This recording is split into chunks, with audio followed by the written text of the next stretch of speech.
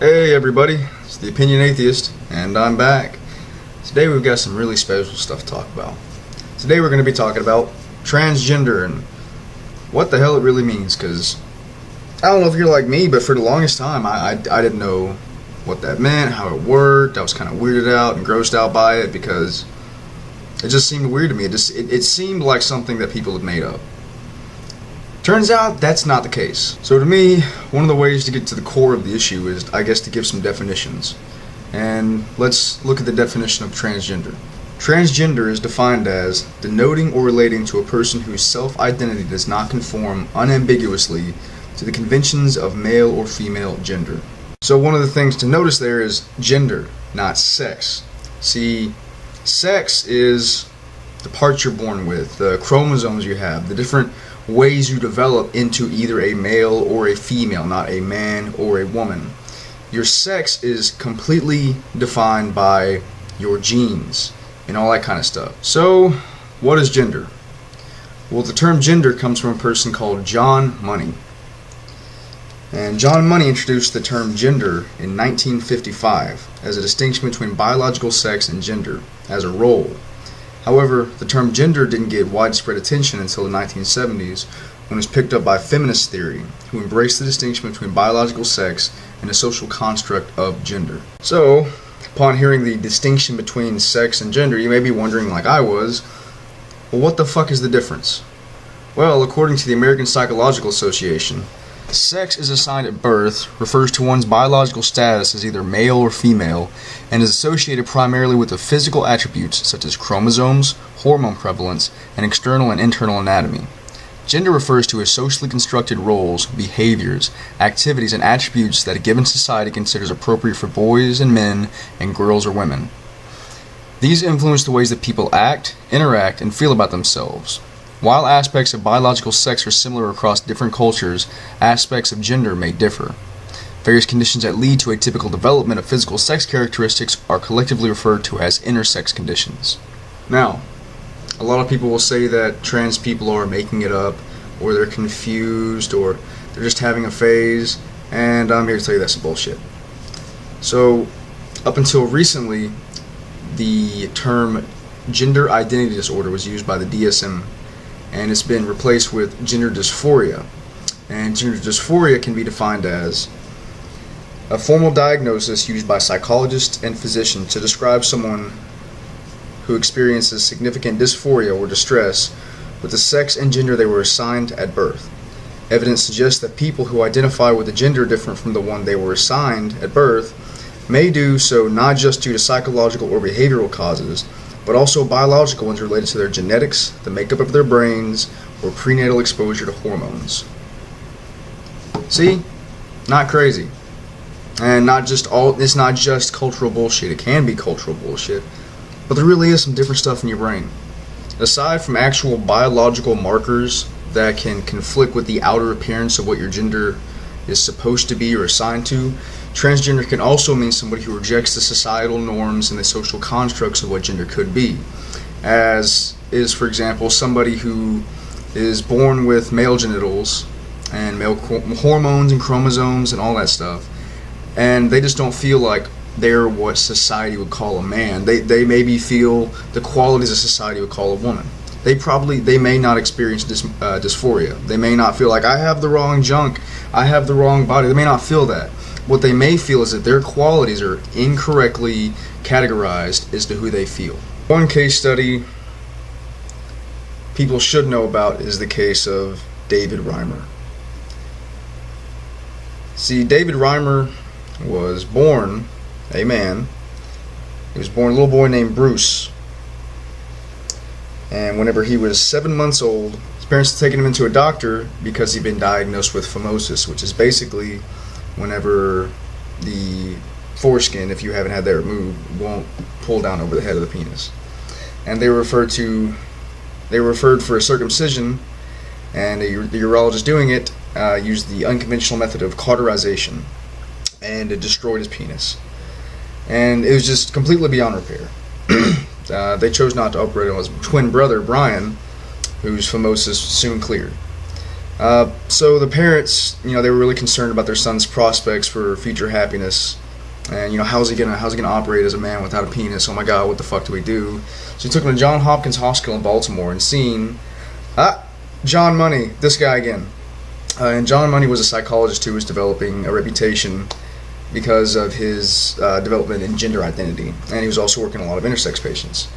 And he was also a prominent pioneer of the theory of gender neutrality, which was the idea that basically that gender is completely developed and primarily developed as a result of social learning and can be changed by, doing the appropriate behaviors. If any of this shit sounds like that ex-gay stuff, it's because it's very similar.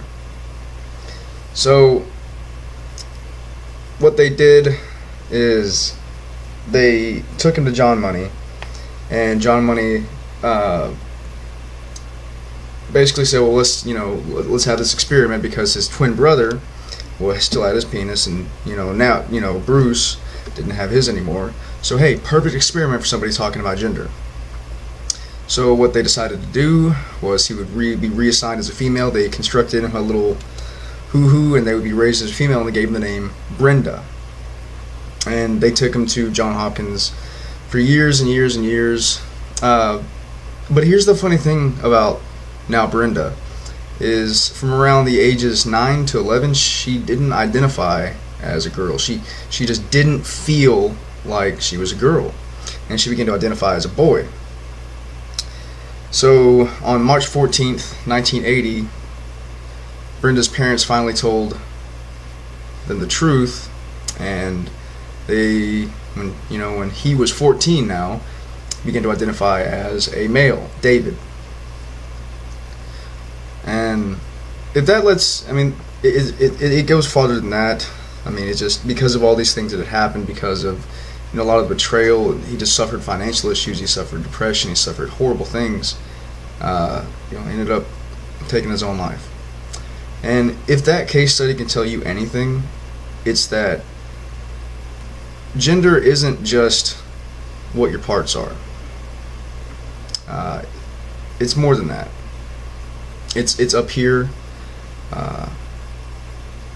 There's been studies that show that some transgender people say there's a male person who identifies as a female.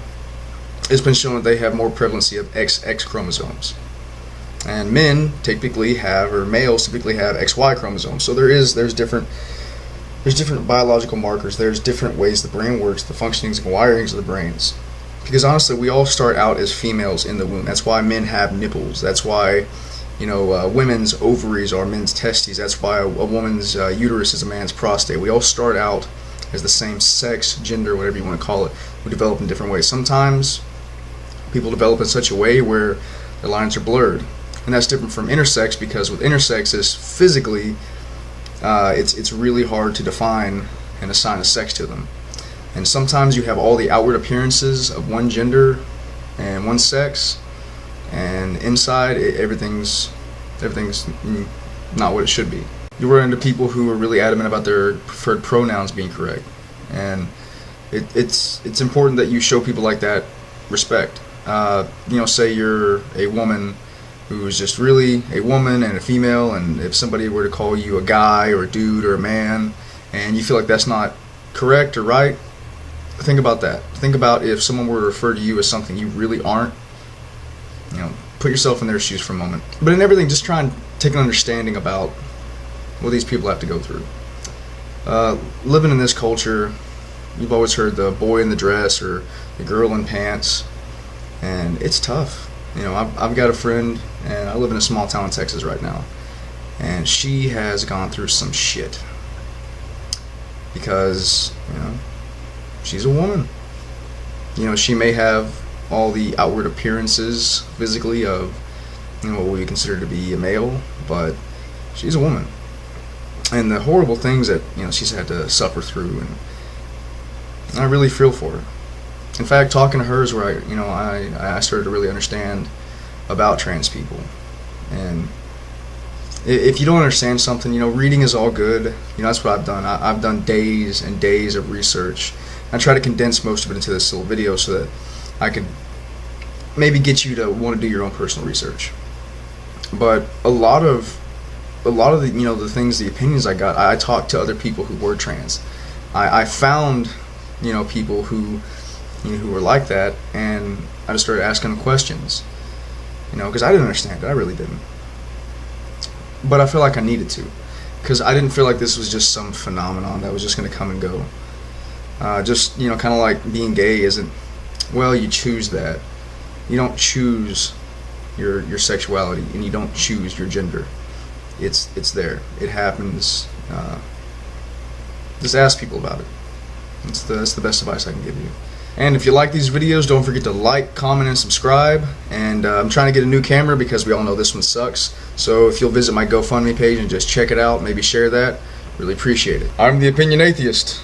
And remember, reason beats bullshit every time.